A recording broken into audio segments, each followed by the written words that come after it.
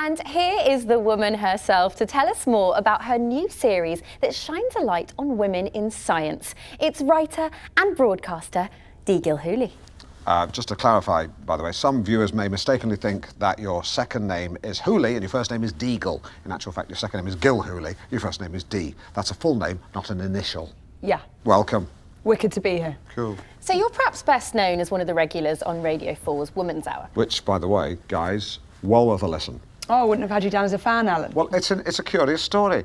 I was actually stuck in traffic and Classic FM were playing music from an advert which I dislike. So I found myself listening to Woman's Hour and I thought, this is actually good. Tell your friends. I did. I told 10 men and they will tell 10 men and they will tell 10 men to tell 10 men to tell 10 men. It sounds like the kind of song you'd sing on a coach trip, but it's actually true.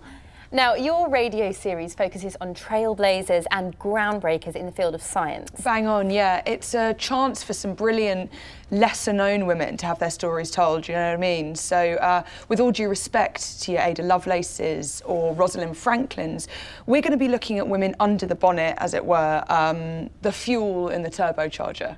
Because there's some fascinating women here. We're talking Vera Rubin, Nettie Stevens, Cecilia Payne. I mean, brilliant women. Oh, kick-ass women. Yeah, Cecilia Payne's actually is an amazing story. A British astronomer, got her doctorate at 25, boom.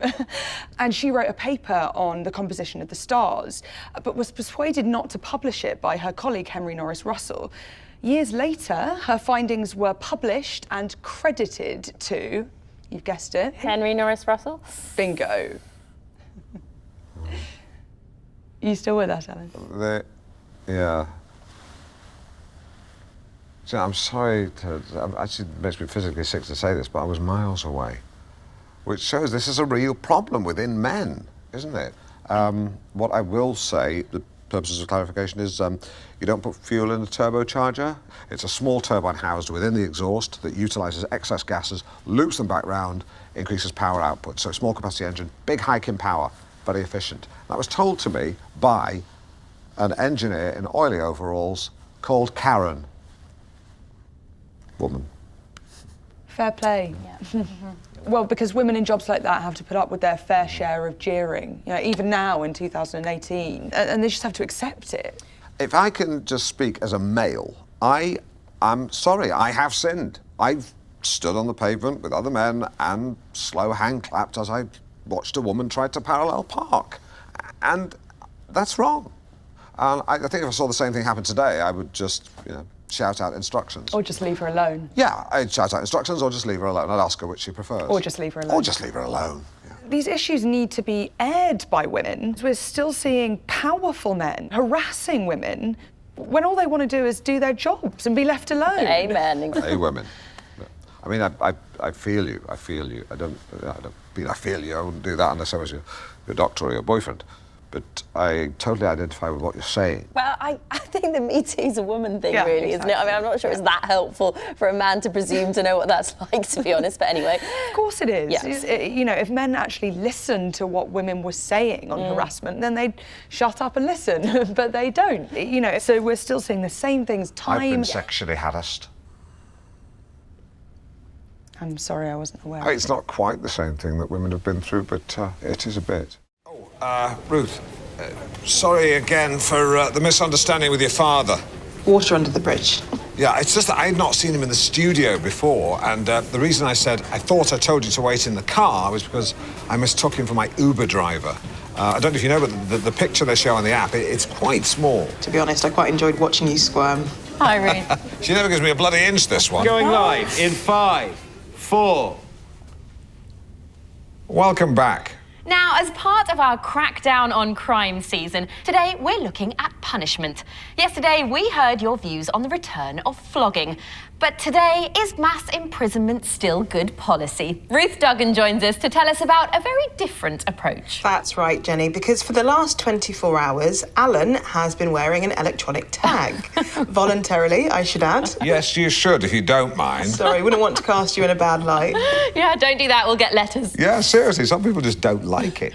So, Ruth, tell us about the tag. How does it work? So tags allow probation services to monitor compliance with home detention curfews. Essentially, if you aren't home when you're meant to be, it raises the alarm. Not quite right.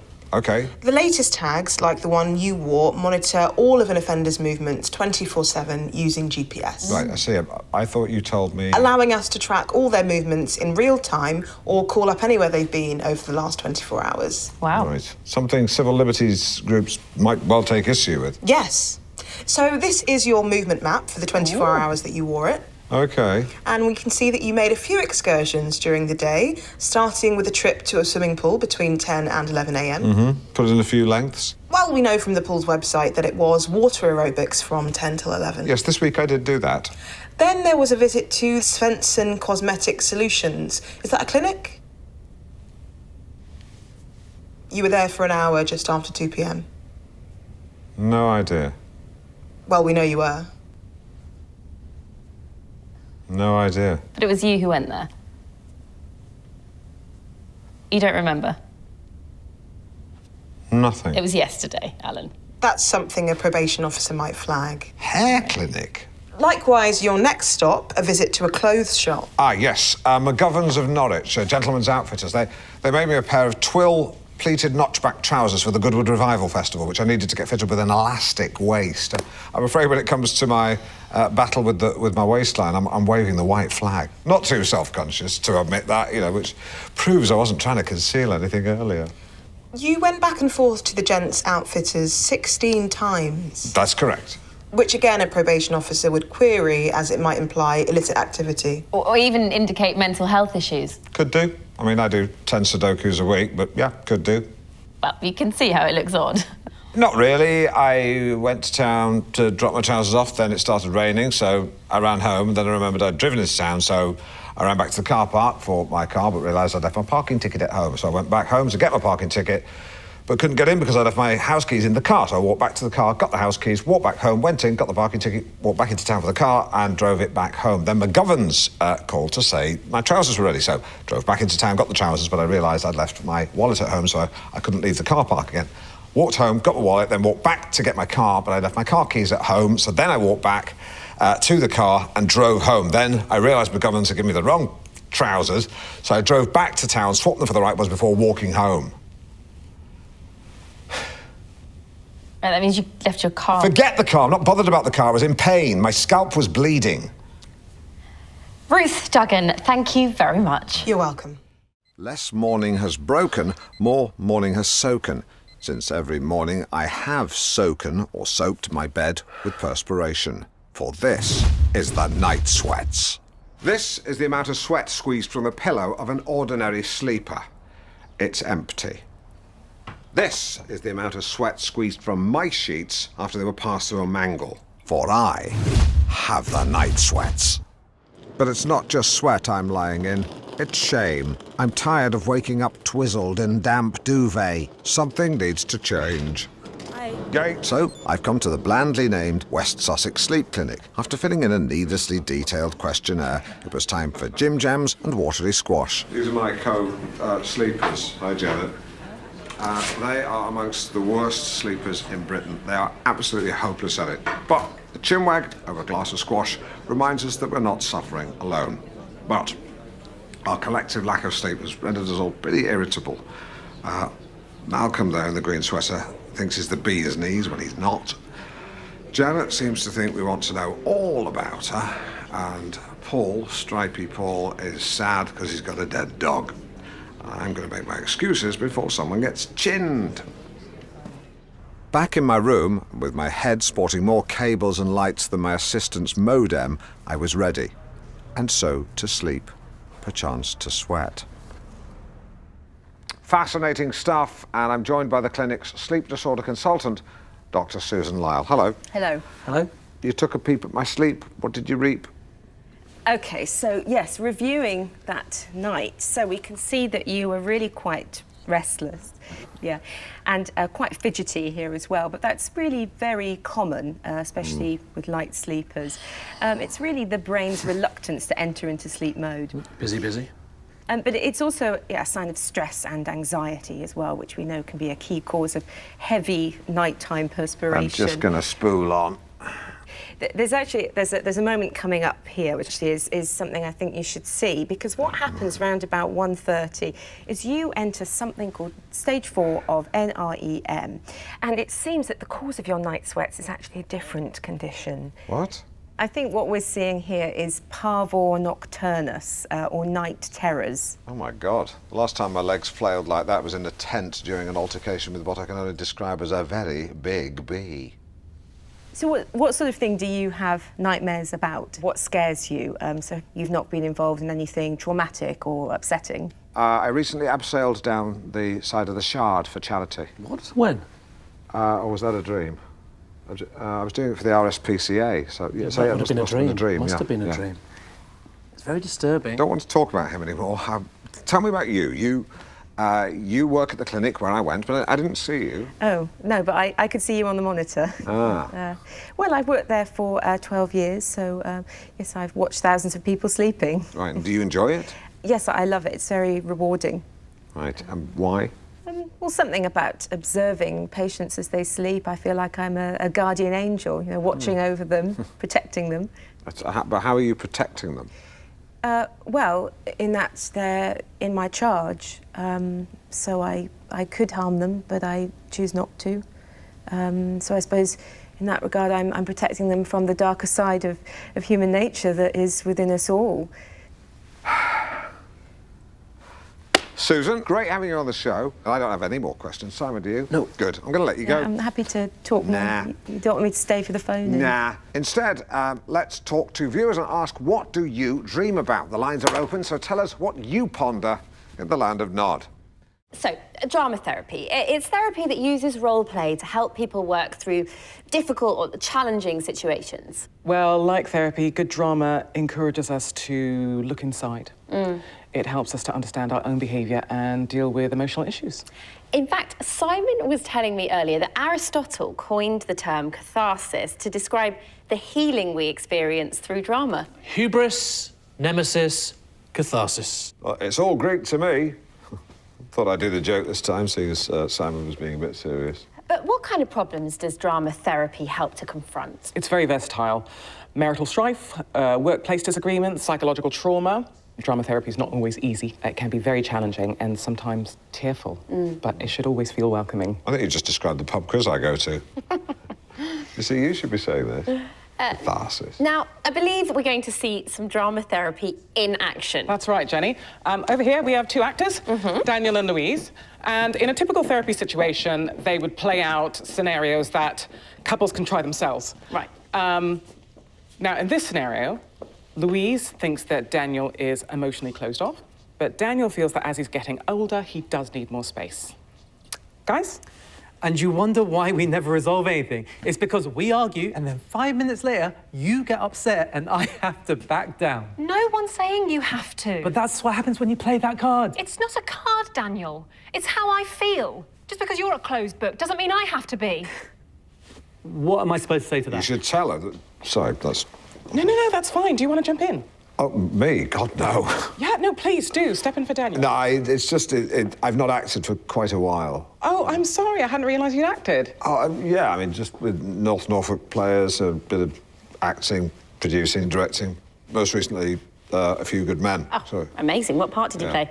The Jack Nicholson role, so yeah, bit of a tough act to follow, but I just tried to do it sort of, you know, like the truth. You can't handle the truth.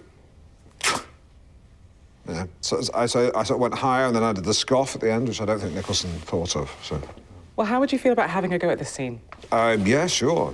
Why not? Oh, great. OK, Daniel, you step out. Louise, you're in the kitchen, you're making dinner. And Alan, start a conversation when you're ready. Okay.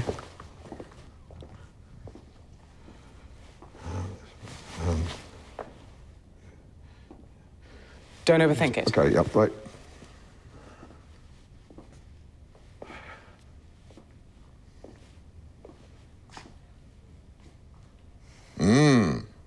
Smells good. It's just spag bowl. I didn't mean the dinner. Well, you never normally come in till it's cold. I'm sorry to go on. I just don't want you to feel like I'm complaining because I want to spend time with you. Hey, baby girl. Just been out on my bike. My motorcycling's important to me. You know that. But you know the best part of the journey? Riding that steel horse back home to you. Try it without the accent. Me or her? You. Okay, but the general direction? Forget all that. Both of you sit at the table. Okay. Now, let's just pretend that she's your actual wife. Yeah. Look, I wish I could spend more time with you. See, I hear you saying that, but I don't feel it. Then we'll figure something out, but you're going to have to stop going on at me. I'm sorry if I've got a gift that people enjoy and I find very satisfying. I'm sorry that you don't have that because for some reason God didn't give you any talent. Shall we stop there? Yeah, that felt good. Well... We are so, with several O's, excited to be here with fashionista extraordinaire Tommy Chaucer. Tommy. Hey, and excited is right, because today is all about the skirt. After 2 years of heavy tailoring with all manners of trouser, baby, the skirt is back. Okay. So cop a feel of these. Now, our first skirt is a circle skirt, modelled by the beautiful Kirsty. Hello. Just £65. She can't be. Oh, you mean the price?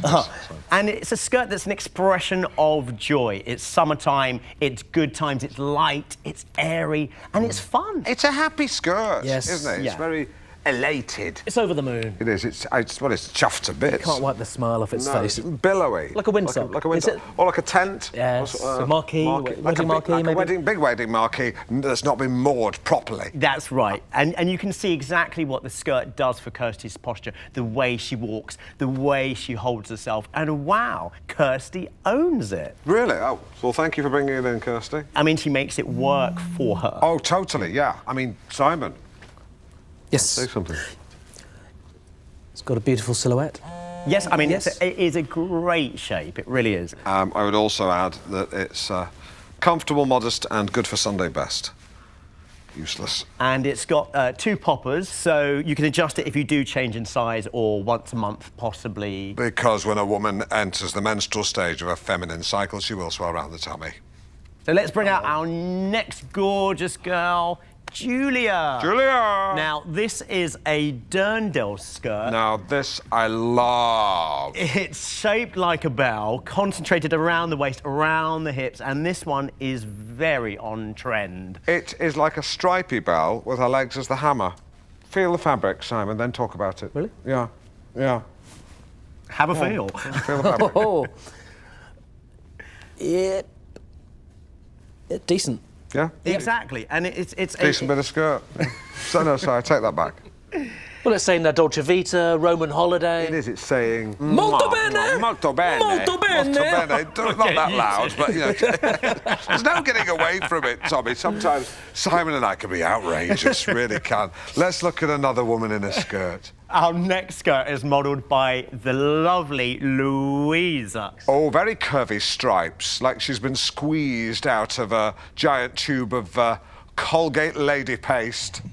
And we've paired the skirt with daring red shoes that really draw the eye. And it says I'm on the town, it says I mean business. It says I'm comfortable, but I'm nobody's fool. Yeah, it's saying I'm a whirling dervish. Yes, I like to go to the office, but sometimes I like to sit on a park bench with Ryvita and Philadelphia looking sad. But it's also saying I'm happy, I like to leap in the air and sing, whoa, body form. That's, yeah. It never bloody shuts up, this Yeah, skirt. well, What are you talking about? it is a stripy chatterbox. It is. Good. It's a magnificent skirt. Tommy, join me at the lady. I think this look works for Julia, but I can also see her perhaps with her hair up. Totally. Excuse like me, my this. darling. Thank you, darling. Maybe a shocking pink clutch bag, sleeves pushed up, LA Law style. Totally. Hair up, daytime casual, hair down, one word, accessorize. Wrist, neck, ears. Head, shoulders, knees and toes. No. Nails, lots of colour, accessories where you can really let your hair down. Yeah, although I just told you to put it up to me. She's smiling. Earrings, maybe a couple of big hoops. Just toss your head back and shake it around, let them clank against your neck. Thanks, Louisa. Thanks, sweetheart. That was sensational.